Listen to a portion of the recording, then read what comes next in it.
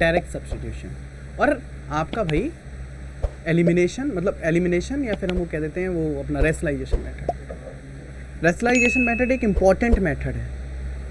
LH rule in सब चीज़ों को बहुत आसान करता है। मतलब एलएच रूल की मैं बात करूँ तो ये डिफरेंशिएशन को भी बहुत आसान करता है। आज की क्लास में जो डिस्कस करूँगा वो बिल्कुल ही अलग होने वाला है, इसलिए डिटेल में सुनना, ठीक है। सबसे पहले बात करते हैं एलएच रूल की, ताकि लिमिट को बहुत आसानी से समझ सकें, मतलब एक केस में आपको डायरेक्ट आंसर पता चल सके। एलएच रूल ये कहता है कि अगर मेरे पास एक फॉर्म बननी है, मेरे दिमाग में ये आना चाहिए कि अगर मेरे पास वैल्यू पुट करने के बाद 0/0 या इनफाइनाइट बाई इनफाइनाइट फॉर्म बननी है, इन दोनों फॉर्म्स के लिए एप्लीकेबल होता है। माना लिमिट x टेंस टू 0 है और ऊपर लिखा है fx और नीचे लिखा है gx। अगर ये क्रिएट कर रहा है इनफाइनाइट बाई इनफाइनाइट या 0/0 फॉर्म, समझ रहा?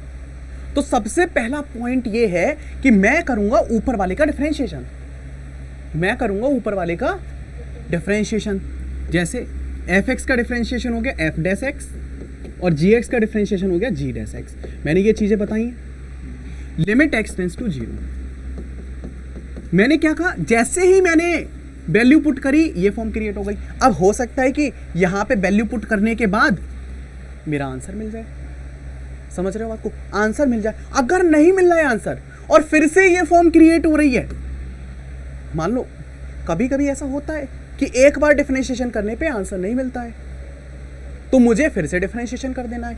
मतलब मेरे पास जो f डैश x था, इसका एक और स्टेप में आगे जा सकता हूं, लिमिट x टेंस टू 0 और f double dash x upon g double dash x।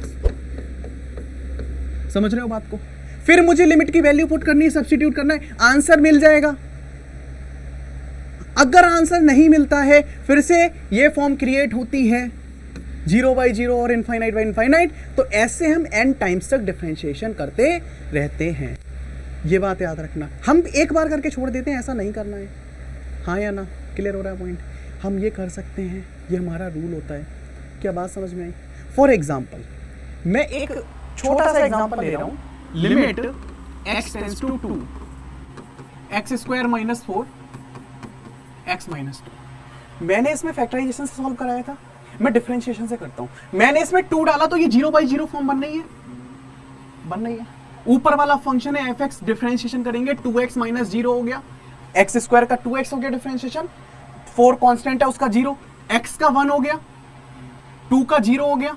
तो मेरे पास क्या आ गया, लिमिट x टेंस टू 2 और ये मेरे पास क्या आ गया, limit x tends to 2 that is 2x। मैंने पुट की वैल्यू, आंसर क्या आ गया 4। वैसे भी 4 आ रहा था, डिफरेंशिएशन से भी 4 आ रहा है।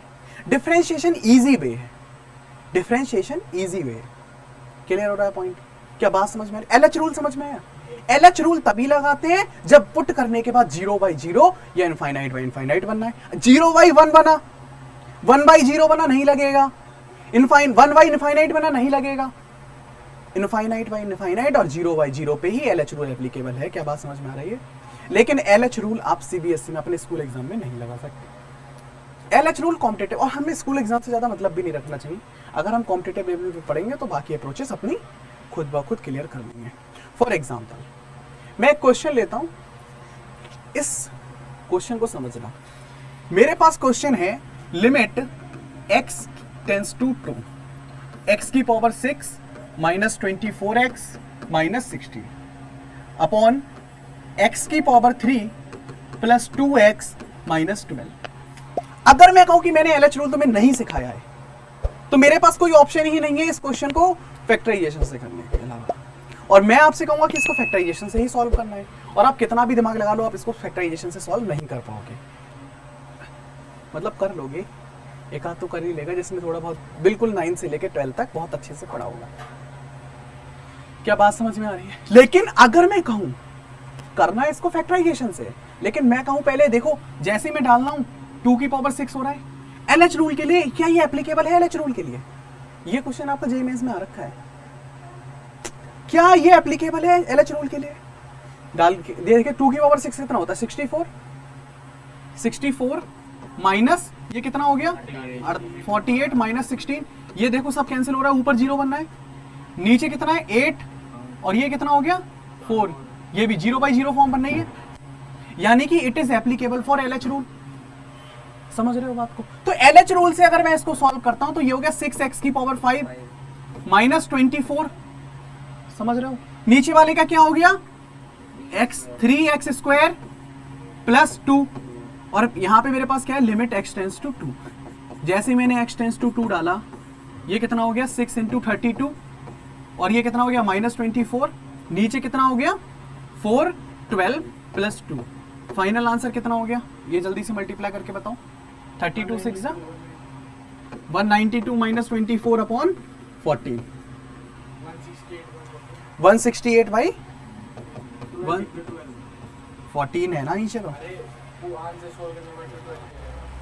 आंसर कितना आ रहा है 12। समझ रहे हो बात को? ये LH रूल से था, और लेकिन मैं कहूंगा कि इसको फैक्टराइजेशन से करो। LH रूल हमने सीखा, LH रूल से ये क्वेश्चन बहुत आसान हो गया, और LH रूल आपको स्कूल में नहीं सिखाया जाएगा। MCQs में तो कर ही सकते हो, क्यों नहीं कर सकते हो?